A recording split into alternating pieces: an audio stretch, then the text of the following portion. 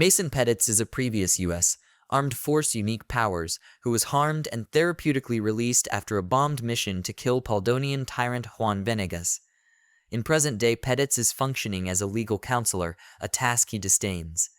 At some point, Mason is moved toward by a previous Armed Force Extraordinary Powers colleague, Sebastian Earle, who extends to him a generously compensated individual security employment opportunity where he needs to safeguard shamed writer Claire Wellington as she goes to Paldonia to meet with Venegas. The mission disturbs his significant other Jenny, who doesn't need their little girl Casey to live without a dad. In the wake of showing up in Paldonia and meeting Venegas, they are trapped by a gathering that attempts to kill Venegas, obliterating their vehicles all the while. Artisan fends off the attackers and they escape into the wilderness. Venegas reasons that the upset is driven by his nephew Jorge, who employed Colonel Jan Cohorst to kill him. Mason attempts to abandon Venegas while carrying Claire with him, yet the two are trapped by additional aggressors. Mason, with a little assistance from Venegas, wards them off, and the gathering shows up at a town where Venegas is profoundly regarded. Claire effectively films her meeting with Venegas. While Mason bonds further with Claire, he can't begin a relationship with her in spite of her advances, recollecting his family back home. The following day, Venegas indicates a genuine reason for Mason's work. Mason calls Sebastian, who illuminates him that he was really recruited to kill Venegas. Abruptly, Jan and his aggressors show up at the town and pursue the gathering.